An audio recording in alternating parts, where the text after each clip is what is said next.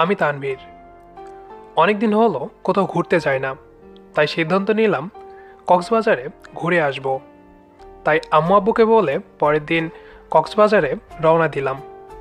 অনেক লম্বা জার্নির পর কক্সবাজারে এসে পৌঁছেছি। এসে একটা হোটেলে প্রথমে রেস্ট নিলাম। পরের দিন সকালবেলা বিচে হাঁটতেছি, একটা মেয়ে বসে কাঁদতেছে। আমি গিয়ে বললাম, এই যে ম্যাডাম, কাঁদছেন কেন?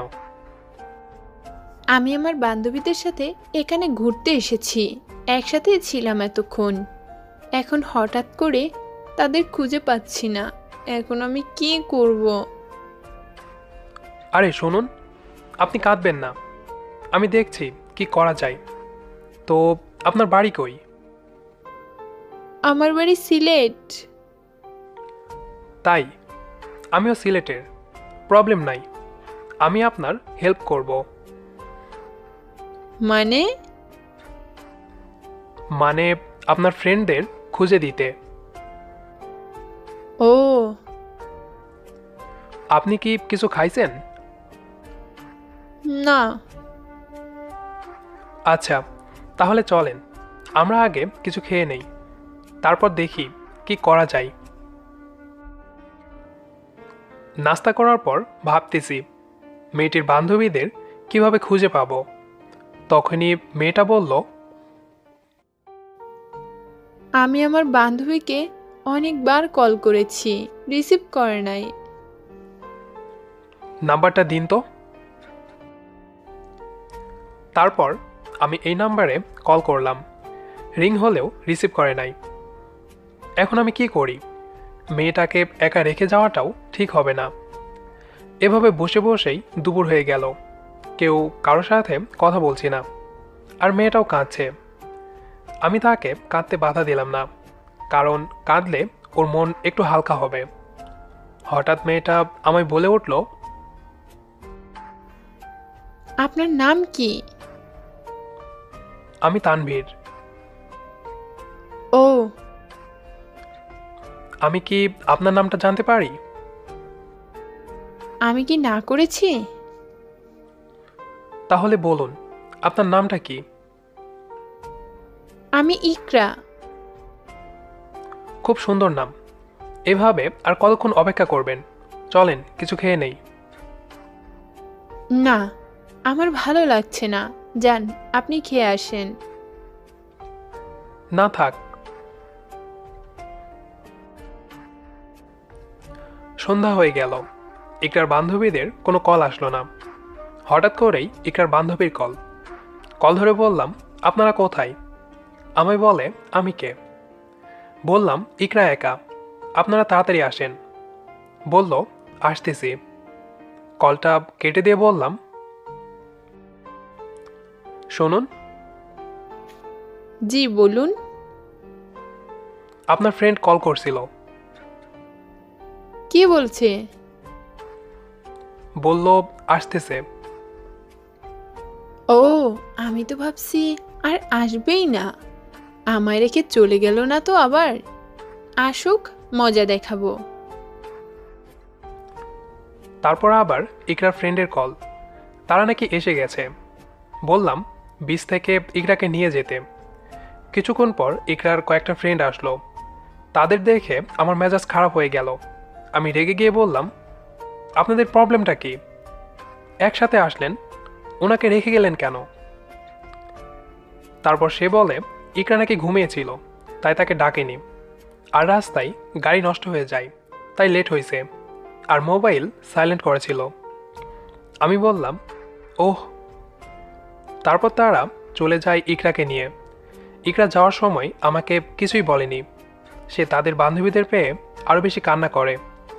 তারপর কিছুদিন কক্সবাজারে থেকে বাড়িতে চলে আসলাম। আসার পরেই আম্মু বলে, তার নাকি চাচাতো বোনের ছেলের বিয়ে, কাল যেতে হবে। আমিও না করিনি, বললাম ঠিক আছে, যাব। বিয়েতে আসছি। একা একা বসে ফোন টিপতেছি, সবাই সবার কাজে ব্যস্ত। হঠাৎ একটা মেয়ে, থ্যাংক ইউ। আপনি এখানে কি করেন? মাথা তুলে দেখি ইকরা। ওহ, আপনি? হুম। আমার আম্মুর বোনের ছেলের বিয়ে। ও, আপনি নীলিমা ফুপুর ছেলে নাকি? হ্যাঁ, আমার তো পরিচয় পাইলেন। তা বলেন, আপনি কার কি? যার বিয়ে, আমি তার বোন। তুমি কি বিদেশে পড়তে গিয়েছিলে অনেকদিন আগে? হ্যাঁ, কেন? না, এমনি। তাহলে তোমার নাম তো ইরা। আমায় যে ইকরা বললে। আমার নাম ইকরা রহমান ইরা। ওহ, আচ্ছা, পরে কথা হবে, আমার অনেক কাজ আছে। ওকে। তারপর আমি আম্মুকে বলে বাড়িতে চলে আসলাম। আম্মু খালার বাসাতেই থেকে গেল। রাতে একটা আননোন নাম্বারে কল। আসসালামু আলাইকুম, কে বলছেন? কথা শুনে বুঝলাম সে একটা মেয়ে। আমাকে আপনি চেনেন, বাট পরিচয় দেব না। ওহ, আচ্ছা, নামটা তো বলেন। নাম বললে চাকরি থাকবে না। বলেন না প্লিজ। অনু। ওহ, কেন ফোন দিছেন? কথা বলার জন্য। এভাবে অনেকক্ষণ কথা বলল। ওকে, তাহলে কাল কথা হবে। বাই। কি? কাল কেন কথা বলবো? আমি বলবো না। কাল যদি আমার কল রিসিভ না করিস, তাহলে তোর হাত ভেঙে ফেলবো। আচ্ছা, দেখা যাবে।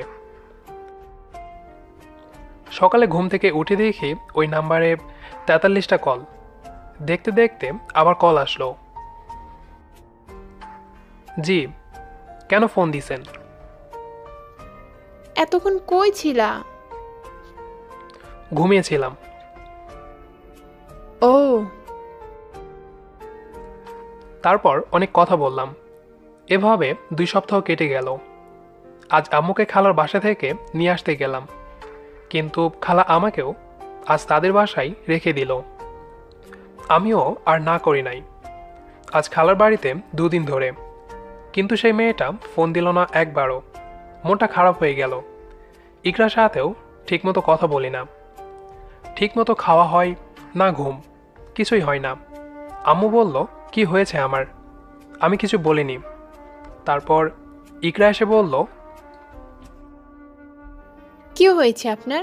না বললে আমি যাব না। ইকরার অনেক জোরাজোরিতে বললাম,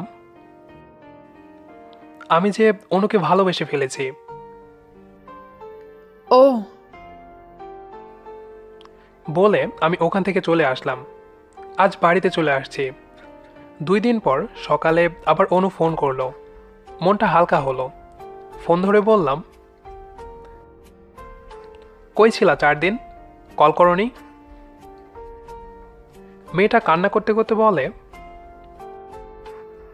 শোনো, আজ আমার বিয়ে, তুমি আমায় নিয়ে যাও। আমি তোমায় ভালোবাসি, না হলে আমি 1 ঘন্টার ভিতরে আত্মহত্যা করব। না, তুমি কিছু করো না, আমি আসছি। কিন্তু তোমার বাড়ি কোথায় তাও জানি না। আমি বলে দিচ্ছি কিভাবে আসবে। তারপর আমি কানে হেডফোন লাগিয়ে বাইক নিয়ে বের হলাম। আমার মাথায় আর কিছু আসছে না। একটাই চিন্তা, অনুকে বাঁচাতে হবে, আর তাকেই বিয়ে করব। আর অনু আমায় রাস্তা বলে দিচ্ছে, ডান বাম। আমি এক সময় তাদের বাড়িতে আসলাম। এসে কোনো দিকে না তাকিয়ে সোজা ঘরের ভিতর গিয়ে তো অবাক, এ আমি কোথায় আসলাম? খালার বাসায়? না, এটা কেমনে সম্ভব? আমি তো অনুর বাসায়। তখনই খালা আমায় বলে, কিরে তানভীর, তুই এখানে? আমি বললাম, না খালামণি, এমনি আসছি। অনুকে কল করলাম। হ্যালো। এই, এটা তো ভুল ঠিকানা। ছাদে আসো। মানে? যে বাসায় আসো সেই বাসার ছাদে আসো। কিছু না ভেবেই ছাদে গেলাম। গিয়ে দেখি ইকরা। আবার অনুকে কল করলাম। এইদিকে ইকরা বলল, পাশেই তো আছি, কল করার মানে কি? মানে? বুঝলাম না। মিস্টার তানভীর, আমি এই অনু, আমি এই ইকরা। এই ফ্যাজলামি করার মানেটা কি ছিল? জানো কত ভয় পাইছি? আর তোমার তো বিয়েও না, তাহলে কেন এই ফ্যাজলামিটা করলা? আমাকে কি ভালোবাসো? জানি না। ওই দিন যে বললে বাসো। না জেনে বলছি। আম্মু খালা আমাদের সম্পর্ক মেনে নিবে না। মানবে, না মানলে আমি দেখব। কিভাবে? আত্মহত্যার কথা বলে তোমায় কাঁদাতে পারছি, তাদেরকেও রাজি করাতে পারবো। ইকরার আর কিছু বলার আগেই তাকে জড়িয়ে ধরলাম। সেও আমায় শক্ত করে জড়িয়ে ধরে আছে। হঠাৎ করেই ইকরার ভাবি ছাদে আসলো। আমাদের এইভাবে দেখে কোনো রিয়াক্ট না করেই আমাকে বলল, নিচে আসেন, আপনার খালামণি ডাকছে। ভয়ে ভয়ে নিচে এসে দেখি সবাই স্বাভাবিক। তার মানে ইকরার ভাবি কিছু বলেনি। তারপর আমায় খালা বললেন ইকরার রুমে গিয়ে একটু রেস্ট নিতে, একটু পর বাড়ি যাব। আমি বললাম, আচ্ছা, দুপুর হয়ে গেছে, বাড়ি যেতে হবে। তাই নিচে এসে খালামণিকে বলতে যাব, তখন দেখি আম্মু এখানে খালামণির সাথে কথা বলছে। আমাকে দেখে আম্মু বলল, ওপরে যাও। আমায় আর কোনো কথা বলার সুযোগ দেওয়া হলো না। সন্ধ্যাবেলা ইকরা আর আমি কথা বলতেছি। ইকরার ভাবি এসে ইকরাকে নিয়ে গেলেন অন্য রুমে। আর আমাকে তার ভাই এসে একটা পাঞ্জাবি দিলেন। পাঞ্জাবি পরিয়ে আমায় নিচে নিয়ে গেলেন। প্রায় রাত 10টা। আমি আমার বাড়িতে, আমার রুমে, আমার পাশে ইকরা।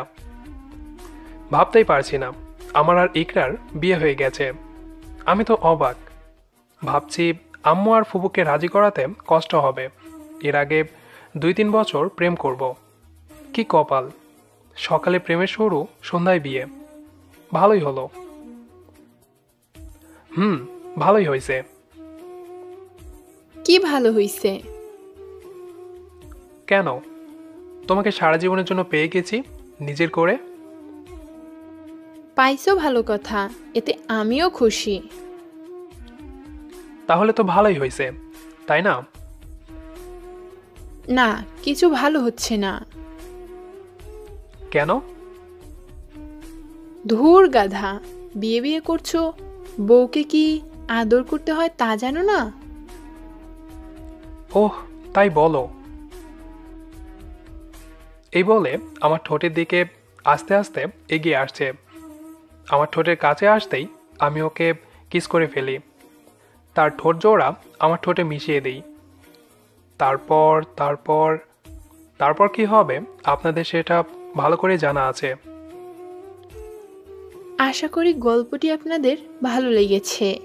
আর যদি ভালো লেগে থাকে তাহলে এই ভিডিওতে একটি লাইক দিতে ভুলবেন না। আর নিয়মিত এমন ভালোবাসার গল্প পেতে আমাদের চ্যানেলটি সাবস্ক্রাইব করে পাশে থাকা বেল আইকনটিতে ক্লিক করে দিন। ধন্যবাদ, আমাদের সাথেই থাকবেন।